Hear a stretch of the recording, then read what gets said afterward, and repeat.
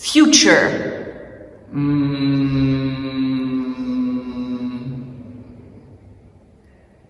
Future. Yes. Do you speak about future? No. About present? Yeah, present. Present. You are not in the future? No. Why? We just got there. Now we're in the present. All present is future already. It's no future. It's like just a dream. And you are interested by future in general? No. Because most of the people interested by contemporary art say artists speak or see the future. Maybe, but not intellectually. What does it mean? Maybe they see it intuitively.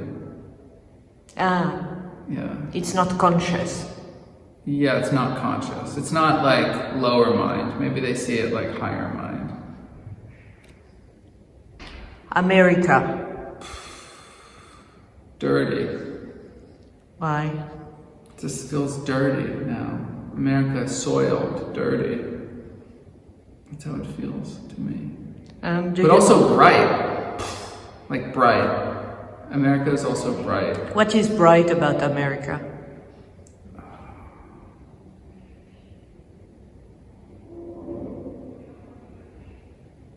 Things become like energized and magnified in America. In a way, maybe not in other places. At the same time, I really can't speak to living in other countries. You are very American, right? Yeah, I'm pretty American, I guess. I don't think about it, but yeah, I'm an American. You are dirty and bright. I'm dirty and bright. Technology.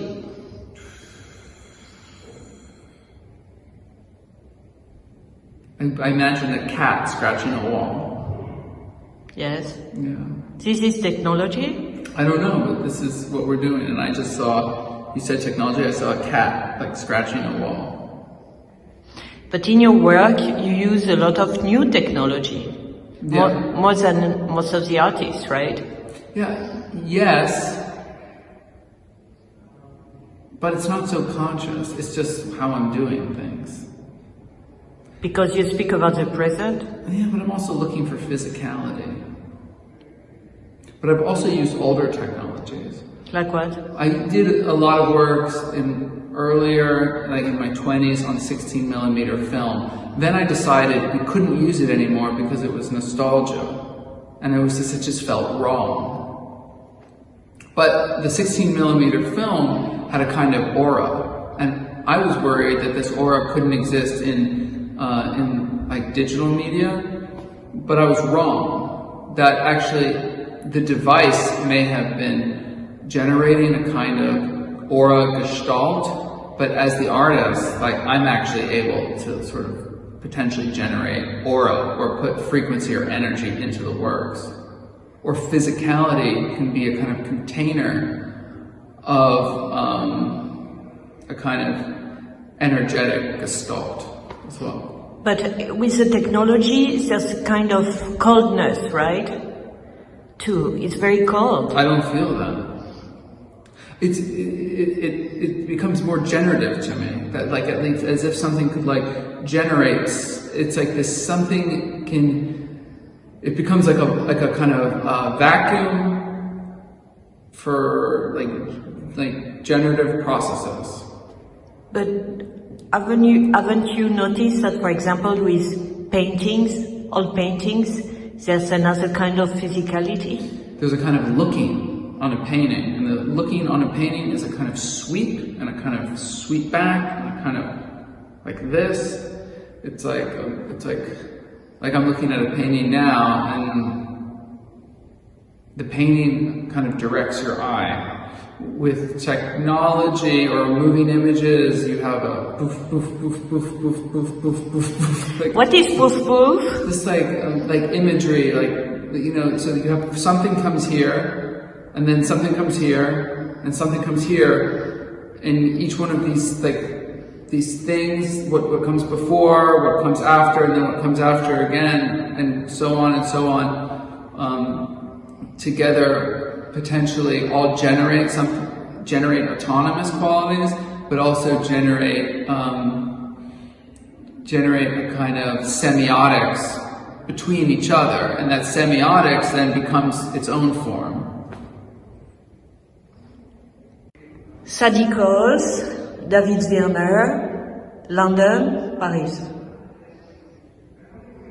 Those are my professional friends and family. Family? Yeah, my professional family, yeah. What is a professional family? For me, it's my galleries. I have a very good relationship with my two galleries, and I think of them as my professional family. Not my family, but my professional family. And you are making two proposals about the same subject in two places at the same time. You want me to react to that and say? I want to understand, how did you organize your proposal? It was just an intuition.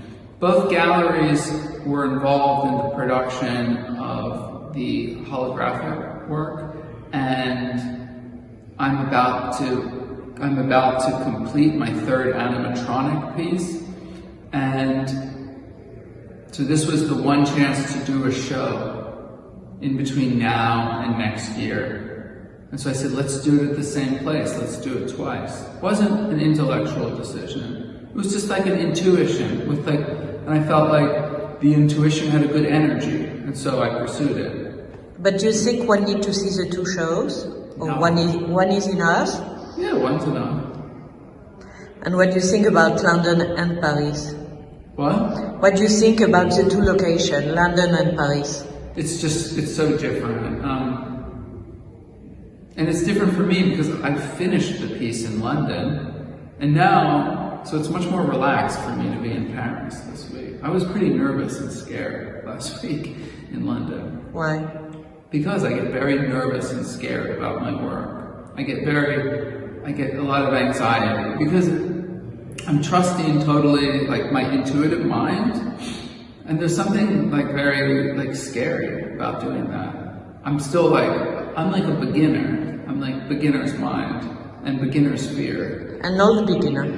An old beginner? Yeah. For a beginner. Yeah. I still feel like kind of a beginner on all this stuff.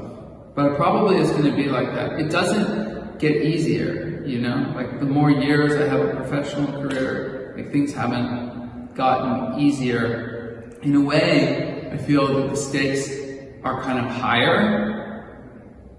And then there's a kind of paradox to that, where I also feel like potentially I could become looser. And so there's this tension between this desire to be looser, the stakes being higher. I'm just kind of trying to witness the whole thing. Yeah, but if we speak about intuition, there's a contrast between intuition and the high level of technology that you use, right? It can't be completely spontaneous. Okay, but the thing is, so I saw this technology. Originally, Cyprien Dayard used it in the Venice Biennial. He's a close friend of mine. He showed me what he was doing. This was before the Venice Biennial came out. And I felt a tremendous amount of physicality, or I felt the potential for physicality. And what Cyprien did is an amazing piece, and I saw the potential for my own intuitive physicality, or my own intuitive process. I saw the potential for that within this work, because it could basically be a kind of, actually literally a container of physicality. And so then I began researching it, and I went to him and I asked him permission to make the piece. Wow. And I said, Cyprien, I promise I'll come out with this 1 year after you, and don't worry, and it's gonna be totally different. And he was really generous and very elegant and generous. And said, of course. And I would say that some other artist came to me and asked, and I would also, of course, say, of course. Share. Yeah, because it's impossible to copy someone for being yourself. Provocation. Illusion. It's not real provocation. Why? See, provocation is real. people have attached provocation to my work, but for me, like, provocation wasn't provocation. It was like something I was using to create a kind of distortion and actually shift the viewer. And if you want to say that, like, I was shifting the viewer through provocation, that's possible, but that's not how I was thinking about it. Provocation for provocation's sake actually demotes the work. And I don't have a charge. I don't feel a charge for doing that, but I feel that, like, in order to create a distortion that shifts the viewer and is able to kind of make them re-present in themselves. So you want people to see themselves? Yeah, I do. I want people to see, I want people to, like, witness themselves witnessing, if that's possible. But at the same time, like, I'm also, like, focused on myself, so I want to witness myself witnessing. And so then I imagine that for the viewer. But, like, in order to create this shift, like, you must create a rupture, or at least so far I've learned. And potentially, like, I could be quite clumsy. Like, potentially, like, there's a more elegant way to do it. But in my earlier works, I learned to do this by creating a kind of rupture, and that rupture was a kind of distortion, and that distortion, like, potentially, like, basically potentially allowed, like, a bridge that the distortion, rupture to distortion, and it kind of created a bridge back into, like, the kind of the viewer, and potentially the viewer could have a kind of feeling of kind of presence, or kind of a feeling of no mind. I think that's what they would call that in Buddhism. In Buddhism. Tattoo. Tattoo? Do you have a tattoo? I have a tattoo on my chest. Could you show us? Yeah, I could show you. Woohoo! I love it. It's a tattoo from my video, Raspberry Poser. What does this speak about? This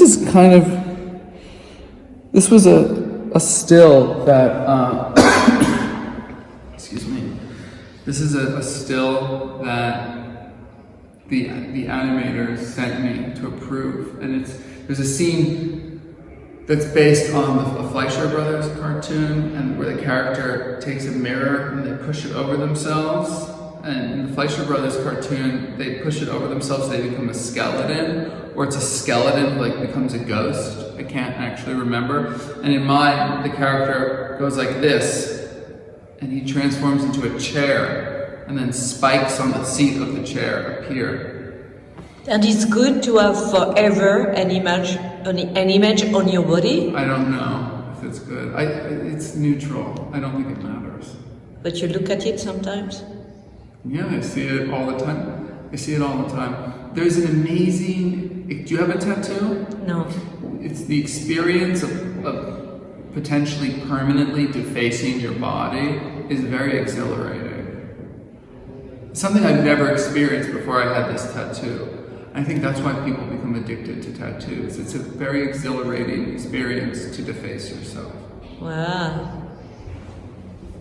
Good? No. Okay. So, artist, friend, racist. Yeah. I just saw it. I mean, just heard it, you know? That's like what my work is like, I just heard it. And I was like, when you become open to making something, if you're an author or an artist or an architect, even a scientist. You had it inside yourself, you mean?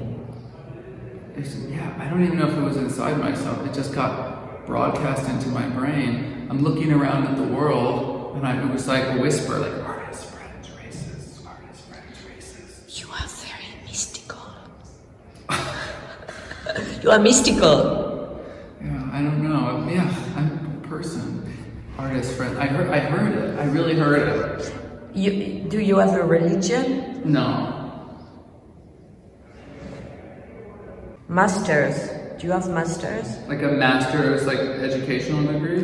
No. Like someone you admired. Oh my god, so many I admire. Like? Philip Guston, off the top of my head. David Hammond, off the top of my head. Paul McCarthy. Felix Gonzalez-Torres. Elaine Sturdivant. Cindy Sherman. You met some of them? Yeah. Can you tell us a story about someone you met and it was striking? I met Jeff Wall, and we were at this like party together, and I met him and we were talking. I met him once and then I met him over and over again, and then we were talking, and I had to go to the airport, and he drove me to the airport. He was so sweet and kind. So this is not inspiration, he drove you to the airport. Isn't that amazing? You mean to be drove to the airport by a legend? By what? To be driven to the airport by a legend? Yeah, I was driven to the airport by a real legend. And for example, are you interested in old masters like? Yes. Like who? Caravaggio, Goya, Dürer. Do you go Michelangelo. you go to see some exhibition? Rembrandt. I didn't get to see the exhibition. I've been working here. You have to go to see Leonardo, right? I know. Yeah, maybe I'll return. I don't know. It was impossible to get a ticket. Next dream. Stay open. I never have a plan for the next piece, but I just like somehow just like it's like a basket, and the basket becomes empty, and then suddenly one day I look at it and it's there. The only time I've really known when I came up with an idea was for female figure. When I had the lightning bolt for female figure. And I had also colored sculpture. But it was stronger for female figure, and I was very nervous that colored sculpture wouldn't be as good because the lightning bolt wasn't as strong. But maybe that's just my healthy insecurity. But I was speaking about dreams, not about peace. Oh. Next dream. Oh, I don't know. Do you have a dream? I dream every night, yeah. You remember them? Mm-mm. Once in a while I remember them, and then sometimes I'll remember a dream from a year ago. It's the weirdest sensation. But what about a dream you could have in your head when you are awake? You dream of... It's all dream. It's all dream. Like everything here is not dream, but everything here is instinct and intuition on every scale. Like I don't make any decision that's intellectual.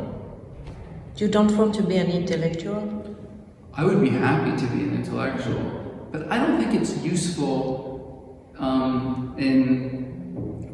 to be a creative person who relies on intellectual decisions rather than intuitive decisions. Do you read books? Yeah. Complicated books? Like, what do you mean complicated books? I mean, intellectual. I read fiction, and I read... What was the last book you read which helped you to change your point of view? Well, I'm actually rereading it, and it's called Secrets to Cultivating the Mind. And it's a book of, it's Won Buddhism, which is the Buddhism in South Korea. And I read it at night, and I just finished it like a week ago, and now I'm rereading it. Wow. It's interesting, yeah, to reread it. So if you read it at night, you dream about it. I know, I don't dream about it, but it helps me in my practice when I meditate the next day, somehow. But it's always about, it's very interesting, actually. Merci, monsieur.